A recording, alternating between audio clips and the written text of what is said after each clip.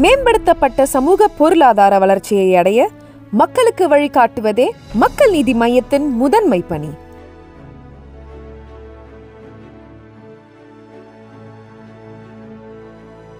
Story talkies ரசிகர்களுக்கு வணக்கம். வாங்க லென்ஸ் நிகழ்ச்சிக்கு போகலாம்.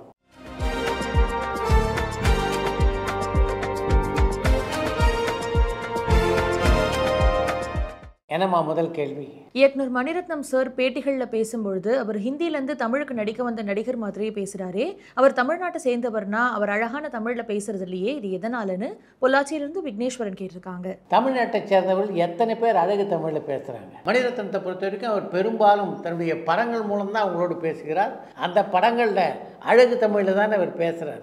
கவிஞர் வைரமுத்து சாரை ஏன் இது வரைக்கும் யாரும் நடிக்க வைக்கலன்னு சென்னையிலிருந்து வேல் கேட்டிருக்காங்க. திரைப்படங்கள் நடிக்க வைரமுத்துக்கு ஆர்வம் இருப்பதாக தெரியலையே. அவருக்கு ஆர்வம் இருந்தால் தானே திரைப்படங்களில் அவரை நடிக்க வைக்க முடியும். கல்கி பார்ட் 2 திரைப்படத்தில் சூப்பர் ஸ்டார் ரஜினிகாந்த் சார் பீஷ்மர் வேடத்தில் நடிக்கிறாருன்ற தகவல் உண்மையான நெல்லையிலிருந்து ஐயப்பன் கேட்டிருக்காங்க. கல்கி பார்ட் 2 படத்திலே பீஷ்மர் வேடத்திலே ரஜினி நடிக்க இருப்பதாக இதுவரைக்கும் உறுதி செய்யப்பட்ட தகவல் எதுவும் வெளியாகவில்லை. நடிகை சுஹாசினி எத்தனை பிறமொழி திரைப்படங்களை நடிச்சிருக்காங்கன்னு கனடாலேருந்து மாலினி கேட்டிருக்காங்க. தெலுங்கிலே 103 படங்களிலும், மலையாளத்தில் 30 படங்களிலும், கன்னடத்தில் 37 படங்களிலும் நடித்துள்ள சுஹாசினி ஒரு ஆங்கில படத்திலும் ஒரு ஹிந்தி படத்திலும் நடித்துள்ளார். பிசினஸ் அண்ட் மார்க்கெட் அடிப்படையில் 2025ஆம் ஆண்டுக்கான டாப் 5 நடிகர்களை பட்டியலிட முடியுமான்னு கோயம்புத்தூர்லேருந்து குமார் கேட்டிருக்காங்க. 2025ஆம் ஆண்டிலே மிக அதிகமான வசூலை பெற்று முதலிடத்தில் இருக்கிற படம்னா அது அஜித்தினுடைய குட் பேட் அக்லி என்ற திரைப்படம். அந்த படத்தை தொடர்ந்து வசூலில் 2வது இடத்தை பிடித்த படமாக பிரதீப் ரங்கநாதனுடைய டிராகன் திரைப்படம் அமைந்தது. அந்த படத்துக்கு அப்புறம் 3வது இடத்திலே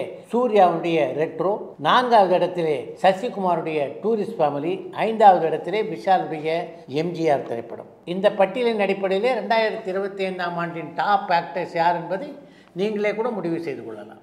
70களுடைய ஆரம்ப காலகட்டத்தில் எம்ஜிஆர் சார் சிவாஜி சாருக்கு அடுத்து அதிக சம்பளம் வாங்கல நடிகர்னா ஜெய்சங்கர் சார்னு சொல்ல முடியுமான்னு கனடாலேருந்து சிவா கேட்டிருக்காங்க. எம்ஜிஆர் சிவாஜிக்கு அடுத்தபடியாக ஜெய்சங்கர் உள்ள சில படங்களில் சம்பளம் வாங்கினார் என்றாலும் அந்த படங்களிலே முழு சம்பளத்தையும் அவர் பெற்றதாக சொல்ல முடியாது. கடைசி நேரத்தில் பல திரைப்படங்களுக்கு தன்னுடைய சம்பளத்தை விட்டு கொடுத்திருக்கிறார். அதனால அதிகமான சம்பளம் வாங்கிய நடிகர் என்று ஜெய்சங்கரை சொல்ல முடியாது அப்படின்னு தான் நான் நினைக்கிறேன். நீண்ட நாட்களுக்கு பிறகு ஒரு மியூசிக்கல் ஆல்பம் ஹிட்டா தக் லைஃப் திரைப்படம் வந்திருக்கு. இசையமைப்பாளர்களுடைய இந்த மெனக்கெடல் தொடருமான்னு இலங்கையிலிருந்து ரியாஸ் கேட்டிருக்காங்க. இசையமைப்பாளருடைய இந்த மெனக்கெடல் தொடருமா அப்படின்ற உங்களுடைய கேள்வி என்னால் புரிந்து கொள்ள முடியல. மற்ற இசையமைப்பாளர்லாம் எப்படி இசையமைக்கிறாங்கன்னு நினச்சிக்கிட்டு இருக்கீங்க? நமக்கு தோணின மெட்டை போடுவோம், ஹிட்டான ஆட்டம் ஆலைன்னா போட்டோம் அப்படின்னா எல்லா இசையமைப்பாளரும் இசையமைப்பதாக நினச்சிட்டு இருக்கீங்க.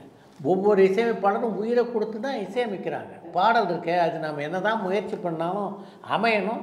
அப்படி மிக அழகாக தக் லைஃப் திரைப்படத்திலே அது அமைந்து இருக்கிறது. அதை பாராட்டுங்க. சண்டேஸ் அண்ட் விசேஷ விடுமுறை நாட்களில் படப்பிடிப்பு நடத்தினா அன்றைக்கி ஒர்க் பண்ணுற எல்லாருக்குமே யூஷுவல் சேலரி கொடுப்பாங்களா அல்லது அதிகமாக சேலரி கொடுப்பாங்களான்னு மட்டக்களப்பிலிருந்து மயூரன் கேட்டிருக்காங்க. ஞாயிற்றுக்கிழமைகளும் மற்ற விடுமுறை நாட்களிலும் படப்பிடிப்பை நடத்தும் போது பெப்சியை சேர்ந்த தொழிலாளர்களுக்கு அவங்க வாங்குகின்ற சம்பளத்தை போல 2 மடங்கு சம்பளத்தை கூடுதலாக தர வேண்டும். கூகுள் குட்டப்பா திரைப்படத்துக்கு பிறகு KS ரவிக்குமார் சார் படங்கள் ஏதாவது தயாரிக்கிறாரான்னு தோர்ணமலையிலிருந்து சின்பகிராமன் கேட்டிருக்காங்க. கூகுள் குட்டப்பா படத்தை தொடர்ந்து ரவிக்குமார் தயாரித்த படம் தான் ஹிட்லிஸ்ட். KS ரவிக்குமாரின் குருநாதரான விக்ரமனின் மகன் விஜய் கனிஷ்கா அந்த படத்திலே கதாநாயகனாக அறிமுகமானார். இசையமைப்பாளர் அனிருத் சூப்பர் ஸ்டார் ரஜினிகாந்த் சாரனுடைய சொந்தக்கார பையன். அப்படி இருந்தும் அவருக்கு யாரும் பொண்ணு தரலையே, இந்த வருஷத்துக்குள்ளேயாவது அவருக்கு திருமணம் நடக்கிறதுக்கான வாய்ப்புகள் இருக்கான்னு பாலக்கோட்லேருந்து ஜான் கேட்டிருக்காங்க. அனிருத்துக்கு ஏதோ நீங்கள் பல இடத்துல போய் பொண்ணு தேடி யாரும் பொண்ணு கொடுக்காத மாதிரி இப்படி ஒரு கேள்வியை நீங்கள் கேட்டிருக்கீங்க. அனிருத்தை திருமணம் செய்து கொள்ள எத்தனை பெண்கள் க்யூவில் இருக்காங்க அப்படின்னு உங்களுக்கு தெரியுமா? ஆரம்பத்திலிருந்தே கோடீஸ்வரராக இருந்து படங்களில் அறிமுகமான நடிகர் நடிகை யாருன்னு சென்னையிலிருந்து சந்தனகுமார் கேட்டிருக்காங்க.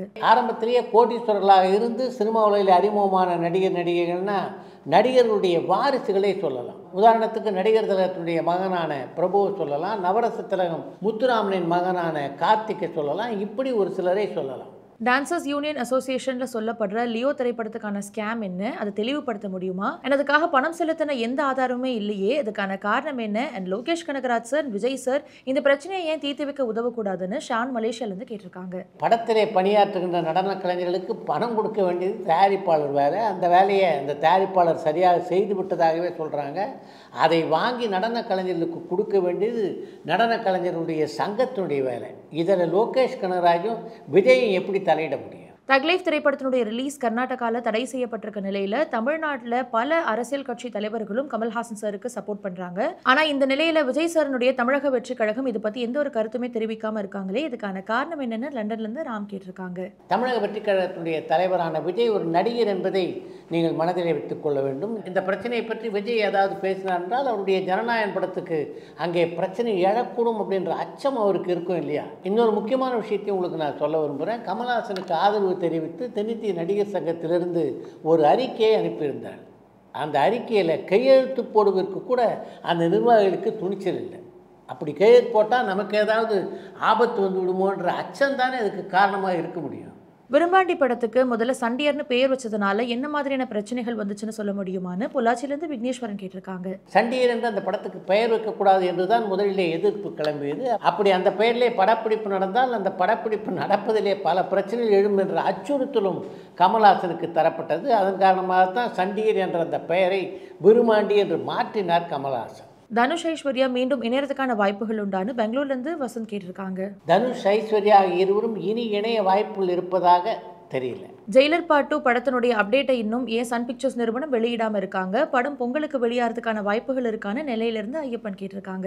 ஜெயிலர் 2 திரைப்படத்தை தயாரிக்கின்ற சன் பிக்சர்ஸ் நிறுவனம் தான் லோகேஷ் கனகராஜ் இயக்கத்திலே ரஜினிகாந்த் நடிக்கின்ற கூலி திரைப்படத்தை இப்போது தயாரித்துக் கொண்டிருக்கிறார். அந்த படம் ஆகஸ்ட் மாதம் 14ஆம் தேதி என்று வெளியாக இருக்கிறது. அப்படி இருக்கின்ற நிலையிலே கூலி படத்தை விளம்பரப்படுத்துவதற்கான முயற்சியில் அந்த நிறுவனம் ஈடுபடுமா அல்லது அவருடைய அடுத்த தயாரிப்பான ஜெயிலர் 2 திரைப்படத்தை விளம்பரப்படுத்துகின்ற முயற்சியில் இப்போ அவங்க ஈடுபடுவாங்களா? விஜய் படத்தை விட பிரதீப் ரங்கநாதனுடைய திரைப்படம் லாபம்னு தலைப்பு வைக்கிறீங்க. ஆனால் விஜய் படம் என்னதான் நெகட்டிவ் ரிவ்யூஸை வாங்கியிருந்தாலும் அது அமௌண்ட்டை கலெக்ட் பண்ணிடும், மினிமம் கேரண்டி உள்ள படம். ஆனால் பிரதீப் ரங்கநாதனுடைய திரைப்படங்கள் அப்படி இல்லையே, ஏன் இப்படி தப்பாக தலைப்பு வைக்கிறீங்கன்னு மந்தவெளியிலேருந்து கார்த்திக் கேட்டிருக்காங்க. உங்களுடைய கணிப்பு விமர்சனம் இரண்டுமே தவறானது. இன்றைக்கு பிரதீப் ரங்கநாதன் தமிழ் சினிமாவில் இருக்கின்ற நிலை என்ன அப்படின்றத நீங்கள் தெரிஞ்சுக்கங்க. அவருடைய படங்கள் இப்போ மினிமம் கேரண்டியில் இல்லை, மேக்சிமம் கேரண்டி தருகின்ற படமாக இருக்கின்றன. நடிகை சில்க் ஸ்மிதாக்கு பிறகு நிறைய கவர்ச்சி நடிகைகள் வந்தாங்க. ஆனால் சில்க் ஸ்மிதா அளவுக்கு யாரும் உச்சத்துக்கு போலியே, இதுக்கான காரணம் என்னன்னு குவைத்லேருந்து அமிர்தேஸ்வரன் கேட்டிருக்காங்க. கவர்ச்சி கதாநாயகிகளில் ஒரு ராணி மாதிரி வலம் வந்தவர் தான் சில்க் ஸ்மிதா. அவரை ஒரு கவர்ச்சி நடிகையாக மட்டும் பார்க்க முடியாது, அவர்கிட்ட பல சிறப்பம்சங்கள் இருந்தன. அதன் காரணமாகத்தான் தென்னிந்திய சினிமா ரசிகருடைய உள்ளத்திலே அவ்வளவு சீக்கிரம் இடம் பிடித்தார் சில்க் ஸ்மிதா. நடிகர் சிவகார்த்திகேயனுக்கு போட்டி நடிகர் சூர்யாவா அல்லது நடிகர் பிரதீப் ரங்கநாதனான்னு கோயம்புத்தூர்லேருந்து கதிர் கேட்டிருக்காங்க. திரைப்படங்களுடைய வசூலை பொறுத்த வகையிலே சிவகார்த்திகேயனுக்கு போட்டின்னா அது பிரதீப் ரங்கநாதன் தான்.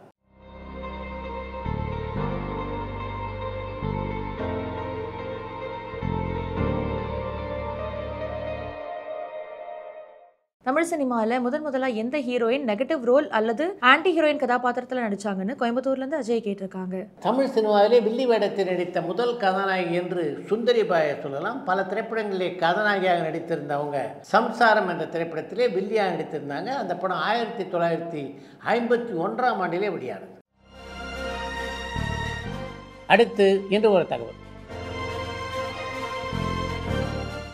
தமிழ் சினிமாவிலே எப்படிப்பட்ட திறமை வாய்ந்த நடிகையாக சாவித்திரி இருந்தார் என்பது நீங்கள் எல்லோரும் அறிந்த விஷயம். அப்படிப்பட்ட அளப்பரிய ஆற்றல் கொண்ட நடிகையாக அவர் இருந்ததனால்தான் நடிகையர் திலகம் என்று ரசிகர்களால் அவர் கொண்டாடப்பட்டார்.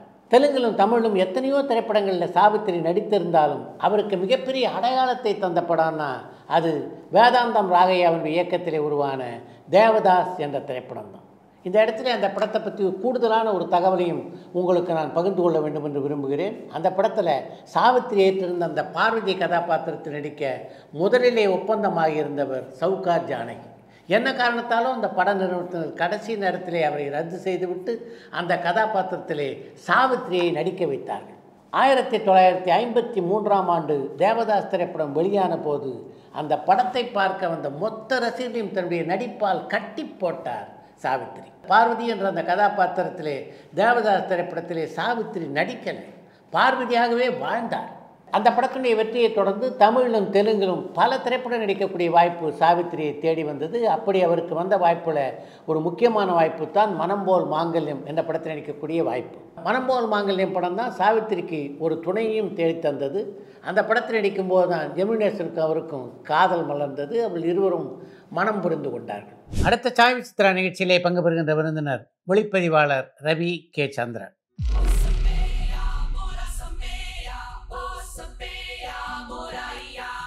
உங்களுடைய சகோதரர் ராமச்சந்திர பாபு ஒளிப்பதிவாளராக இல்லைன்னா ரவிகேஷ் சந்திரன் ஒளிப்பதிவாளர் ஆகியிருக்க மாட்டான்னு எடுத்துக்கலாமா? ஆயிருக்க மாட்டேன். எந்த காலகட்டத்தில் உங்கள் சகோதரோட சேர்ந்து பணியாற்ற ஆரம்பிச்சிங்க? 84 என்னோடய 2வது படத்தில் வந்து மணிரத்னத்தோட 2வது படம் உணர்வுன்னு ஒரு படம். அப்போ வந்து தமிழில் பேசுறதுக்கு அங்கே யாருமே இல்லை. அப்படி இருந்த காலகட்டத்தில் எனக்கு ஒரு மலையாள படம் வந்துச்சு. ஷாஜி கலாசன் டேரக்டர். ஒரு படம் பண்ணுறோம், நீ அண்ணங்கிட்ட இருக்கும்போது தெரியும் நீ பயங்கர ஸ்மார்ட்டுன்னு, அதனால் உனக்கு இந்த படத்தை கொடுக்குறேன், நீ பிரேக்குடா பண்ண அப்படின்னா. சரிண்ணே, எவ்வளோ பணம் கொடுப்பேன்னு கேட்டேன். ஃபஸ்ட் படம் பிரேக் கொடுக்குறேன்னு நான் பணம் கேட்குறேன். தில்ஷாதா படம் பண்ணும்போது நான் ஃபஸ்ட்டு கேள்வி கேட்டேன், யார் எடிட்டர்னு கேட்டேன். ஃபர்ஹான் அக்தர் வந்து எடிட்டர் என் ஃப்ரெண்டு ஒருத்தர் பண்ணுவாங்க. மேம்படுத்தப்பட்ட சமூக பொருளாதார வளர்ச்சியை அடைய மக்களுக்கு வழிகாட்டுவதே மக்கள் நீதி மையத்தின் முதன்மை பணி.